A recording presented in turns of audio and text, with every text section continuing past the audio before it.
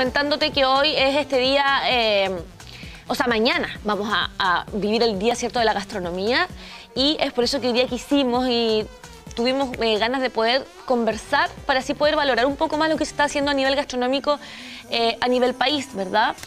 Así que vamos a tener a 3 exponentes que frente a distintos caminos han logrado entonces dar este proceso tan importante que es para la alimentación, ir fusionando, ¿verdad?, con también el cuidado medioambiental y todo lo necesario para así también contribuir, ¿cierto?, a un trabajo que tiene que ver con una gastronomía sana, una gastronomía sustentable, una gastronomía consciente.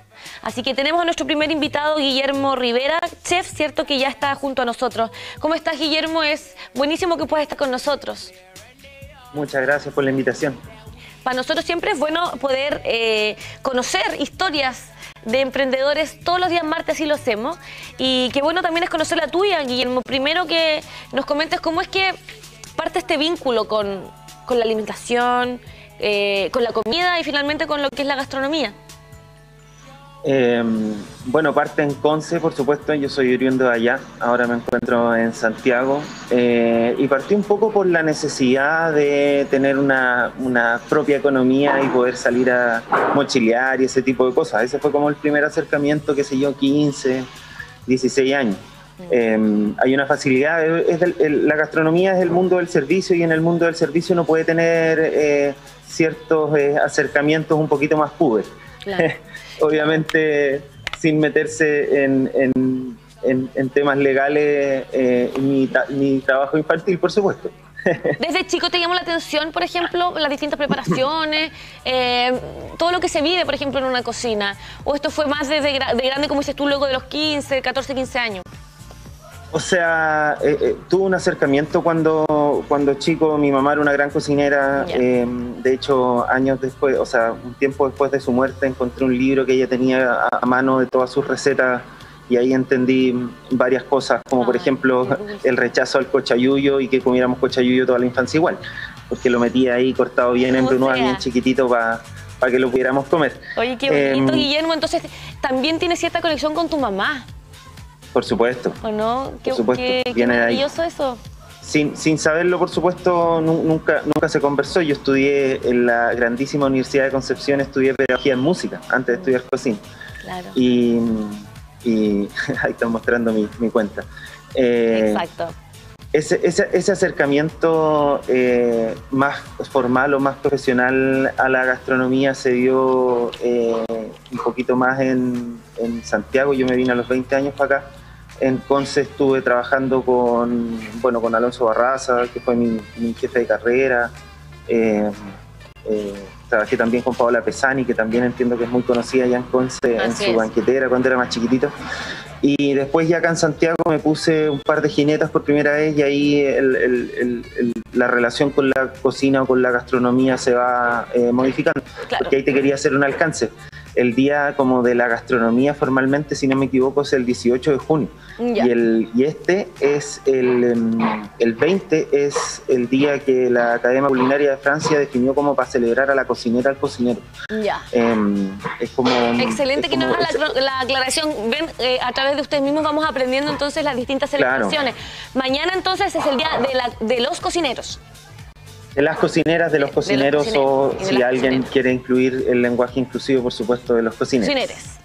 Yo quería también preguntarte, ¿cómo es que comienza tu proceso de divulgación de la gastronomía, ¿cierto?, regenerativa? ¿Y en qué consiste esta gastronomía? Porque yo no sé si mucha gente conoce este concepto. Poca gente lo conoce, porque es un concepto que hemos tratado de difundir lo más posible. Hemos recibido harta colaboración de afuera de Chile. Pacheco, un chef ecuatoriano muy conocido, está hablando de gastronomía regenerativa literal. De hecho, el otro día CNN le sacó un titular que decía la gastronomía regenerativa contra el cambio climático. Así de potente. La gastronomía regenerativa o el concepto regenerativo es ese que se posiciona varios escalones por sobre el sustentable. Imagina que es una escalera. La foto que está mostrando, la juventud igual. Es igual, discúlpame, ya te ves igual que como estás ahora en el Zoom. Así que nada de juventud.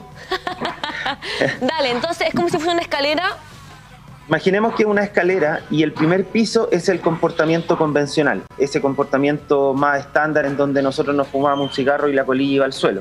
Claro. Ese comportamiento muy arraigado desde de la primera revolución industrial hasta, o durante todo lo que fue el siglo XX e incluso el principio del siglo XXI. Después, ese comportamiento convencional después avanza a algo que se llama filosofía verde, o que también han escuchado algunos candidatos por ahí a la presidencia que andan hablando de un mundo más verde y conceptos así.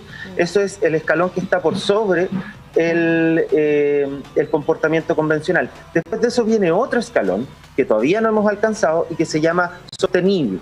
Ya, que también lo hemos escuchado un montón, que también hay caleta de marcas grandes o de holding o oligopolios incluso que se acercan y se ponen a hablar de que son sostenibles o de que son sustentables, y eso es bastante irreal, pero lo utilizan igual y sabemos claramente que el marketing es algo más potente quizás que todos nosotros. Después de ese comportamiento sostenible viene otro comportamiento más que está por sobre este sostenible, que tampoco hemos alcanzado, y que se llama restaurativo. ¿Ya? Y ahí es donde nosotros nos conectamos directamente con ir a intentar recuperar los espacios, recuperar los lugares, recuperar los comportamientos positivos que tuvimos de la fecha en que tú pones ese límite hacia atrás. Y sobre todo esto que te he contado está lo regenerativo. Y ahí es donde ya uno está recuperando, ya efectivamente estás no solo equilibrando tu huella de carbono o toda ese esfuerzo en palabras que la gente le suma para intentar decir que está un poquito más saludable o ese tipo de cosas. Claro, Guillermo, para mí importante también es un poquito acercar esto a la gente que hoy día nos está viendo en casa, que es la gente como yo, como mucho, ¿cierto?, común y corriente, que como analizamos, pocos saben de estos conceptos. ¿Cuál es la importancia también de poder educar a la gente que hoy día nos está viendo y a todas las personas para que todos vayamos quizás remando hacia ese mismo lado, ¿no?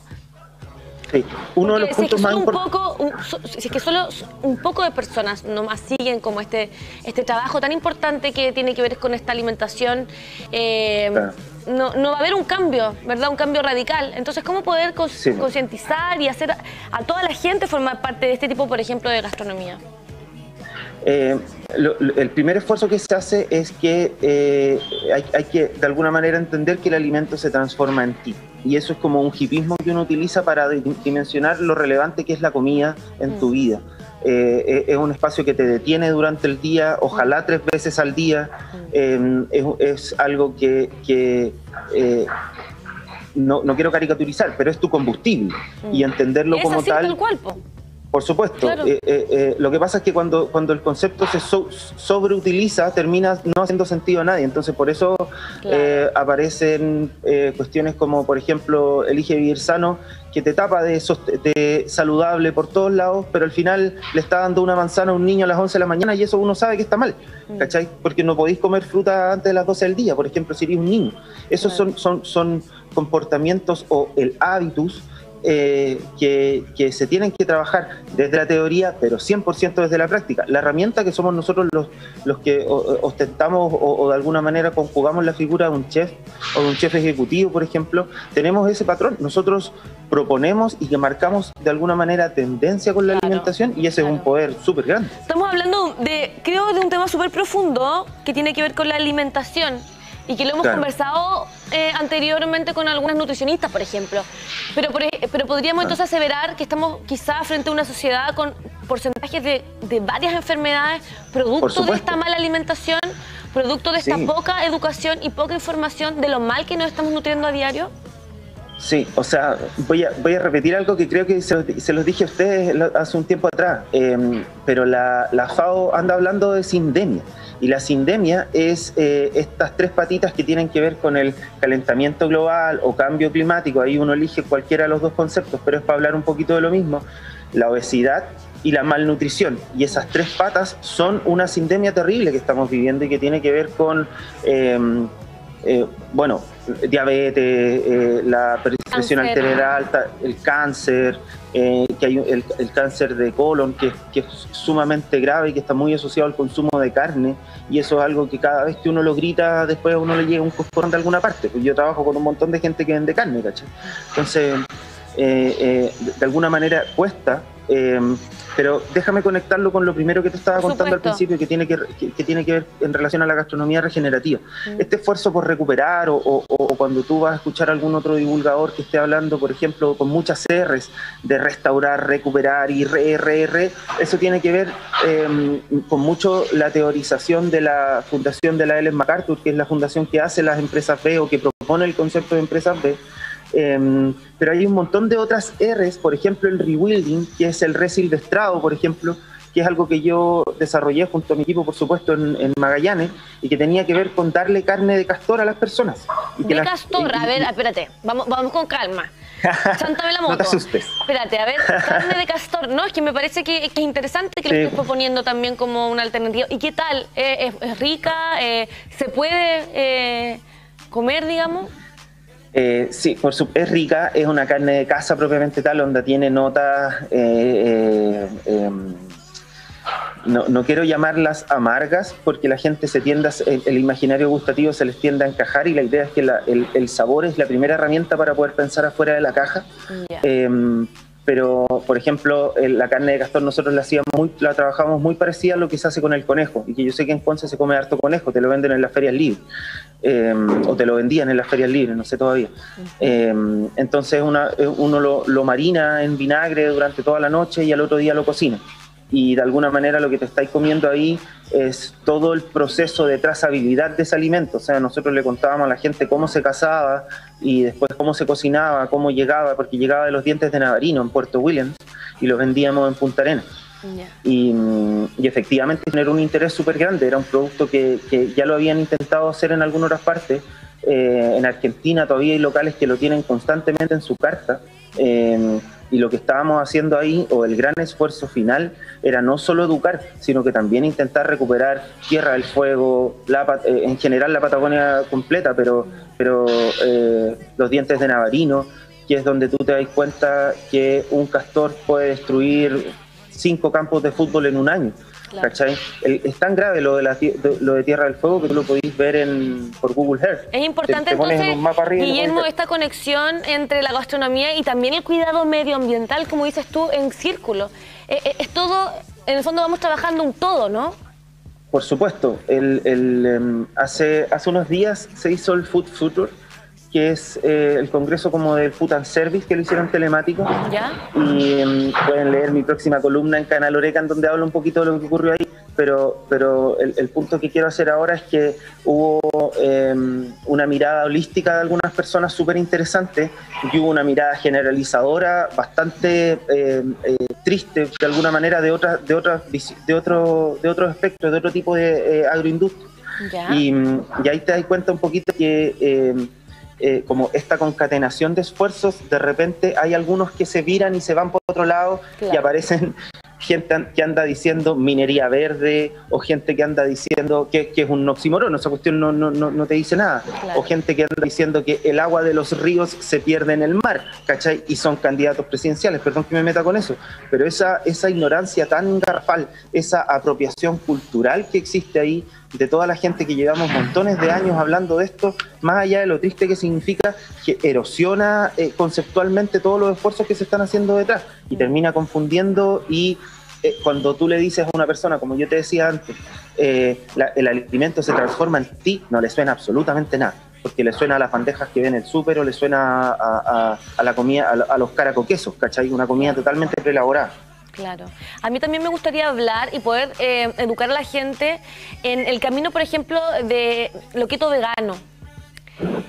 Keto vegetariano. Keto vegetariano, vegano, sí. Son distintos conceptos que hoy día mucha gente está trabajando, sí, mucha gente está viviendo también en cuanto a esta educación de una alimentación que vaya absolutamente alejada de lo que tiene que ver con las carnes. ¿Por qué no nos aprovechas de contar, tú que también estás súper inmerso en este mundo? Sí, pueden encontrar en el clublacocina.cl todo el trabajo que hemos hecho en relación a lo keto vegetariano. Pueden contratar clases, talleres, un montón de cosas. ¿Cuál es la diferencia entre, por ejemplo, vegetariano y vegano? Lo vegano no tiene ninguna traza animal, cero. Cero. Los vegetarianos, huevo y leche, ¿no? Huevo, leche, queso. El vegano no come ni siquiera miel. ¿Ya? Ese es el ejemplo en que la gente le cae más redondo de cuál es la trazabilidad que cuida el vegano. Okay.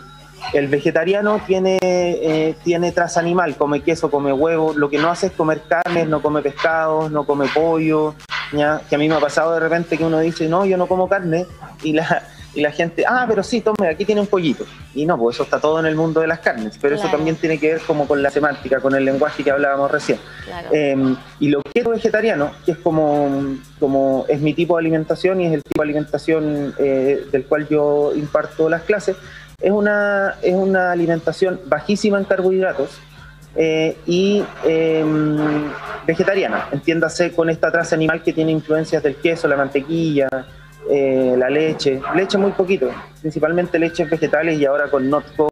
Porque al consumir ese tipo de cosas no se le está generando daño al animal, porque es parte de su vida, ¿no? La leche... No, hay que ser honesto, igual hay un daño. Cada vez que ustedes lean gallinas felices o gallinas libres, les están mintiendo. ¿Ya? No existe la gallina libre. Transparente es eso. Sí, pues. O sea, yo recién te hablaba de resilvestrado y de lo que eso significa. Yo siempre explicitaba lo duro que es ir a cazar un animal insertado. Es un animal que se pone en una reja, que muchas veces le ponen un escopetazo en la cabeza. Que eso es súper duro lo que te estoy contando. Claro. Pero al lado de eso, tenéis un montón de gente que te anda diciendo que vende carnes de pastoreo libre, claro, y que son animales encerrados igual que los otros, solamente salen a descansar un rato. A lo que yo me refiero es que al consumir huevo, la gallina naturalmente hace huevitos, entonces no hay un daño. Sí, o al consumir leche, la vaca naturalmente tiene su leche. Y entonces, no así la carne de la vaca, por ejemplo, o la carne del pollo, que claro, que para consumirla hay que necesariamente matar. Sí, está súper interesante tu pregunta. Ese porque me hace hacer un punto. Claro. Salir de la economía lineal para moverse a la economía circular hay que hacer un desanclaje. Ya, claro, uno no es un proceso continuo. No, claro. Continuo. Y hay un concepto que se mueve desde la economía lineal a la economía circular de otra manera, o su comportamiento agrega muchos otros datos, y es la maximización del recurso, que es algo que se ocupaba mucho en la economía circular, y que viene una minera y trata de estrujar el lugar lo más posible, y después se van. Y eso no amortizó el impacto, un montón de otros factores. En el comportamiento aspectado de la economía circular, el concepto de maximización del recurso va de la mano con el proceso natural, ¿ya? Y el proceso natural, que también cuando uno habla de natural o de sostenible, habla un poquito de algo un poquito más etéreo. El proceso natural es el seguimiento que uno le hace al encaje natural, valga la redundancia, del animal en la tierra. En este caso, si uno va a hablar de huevo o va a hablar de, por ejemplo, en general el huevo, la leche o los quesos, uno tiene que producir en relación a lo que cada gallina da, en este caso. Claro. Y eso ojalá esté acompañado de un espacio libre, de una explanada en donde el animalito pueda desarrollar alguna dimensión de vida. Pero eso lo está muy lejos de... Lo más reconfortante y natural posible para digamos, este ser vivo. Claro, pero ojo con algo, eso está muy lejano de ser libre, gallinas libres, o está mucho más lejano de decir que eres una gallina feliz.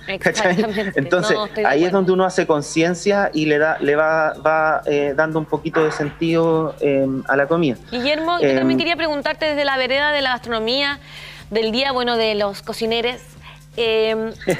Hay preparaciones Me gusta ese concepto. Sí, hay preparaciones exquisitas que se pueden realizar, por ejemplo, en este camino de lo keto vegetariano. ¿Qué cosas podríamos hoy día contarle a la gente para aprovecharte que te tenemos aquí en el matinal?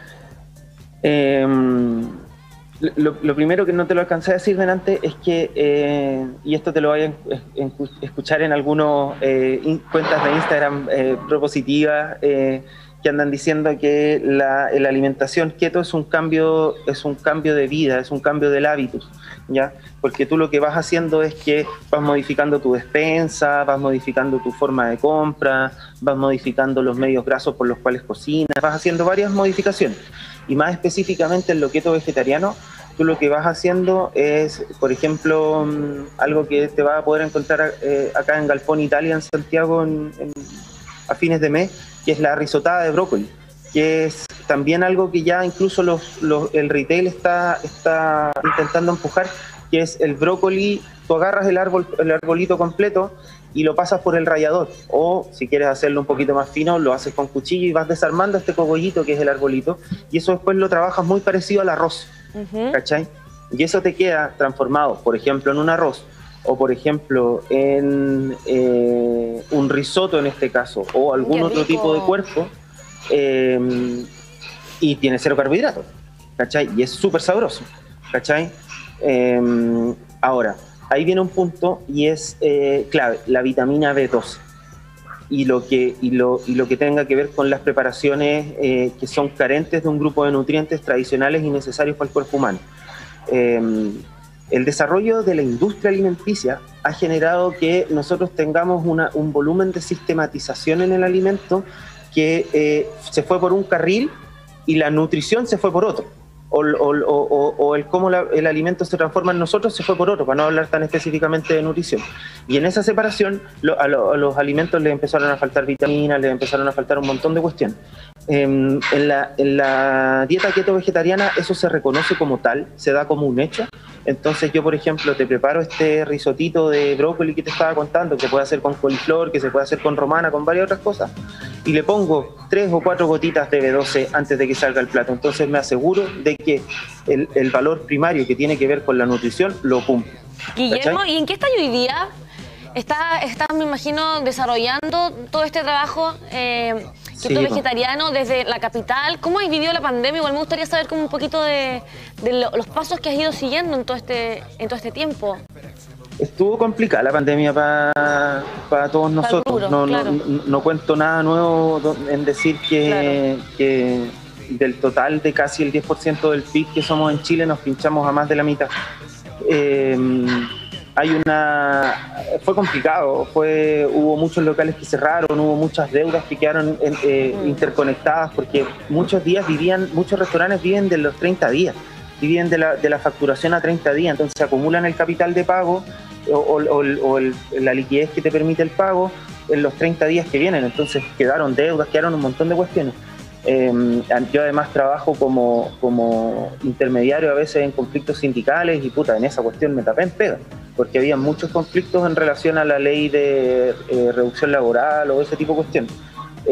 Estuvo complicado, por suerte el comportamiento del servicio de la gastronomía se comportó en B, eso quiere decir que caes en la crisis y después vuelves a subir rápido.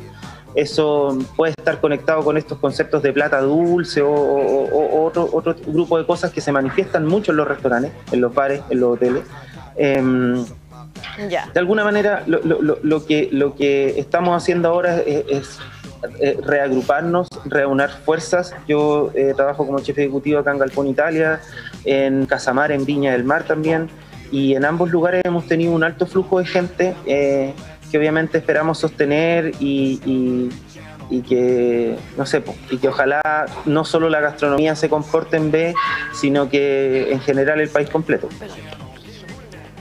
Me parece, mira, a mí me hace mucho sentido todo lo que hemos conversado hoy día. Creo que tiene que haber una evolución en todos los aspectos de nuestras vidas para poder generar cambios reales. Y creo que has dado en puntos importantes hoy día. Bacán. ¿Cierto? Así que agradecerte enormemente que hayas estado en esta conexión, te deseamos lo mejor. Sabemos que la Muchas pandemia, gracias. como tú mismo dices, ha acarreado bastantes problemas en el área gastronómico, en todas las áreas, así que ojalá que sea un seguir desarrollando, seguir elaborando y seguir viviendo esta nueva gastronomía que es tan esencial quizás. Y gracias por plantearla y conversarla hoy día con nosotros. Totalmente. El fin o el dolor que significa esta pandemia, más allá de las muertes o más allá del encierro, es que salgamos un poquito mejor que antes y en ese esfuerzo estamos montones de personas. Así es. Que te vaya súper bien, Guillermo. Muchas gracias por Muchas gracias.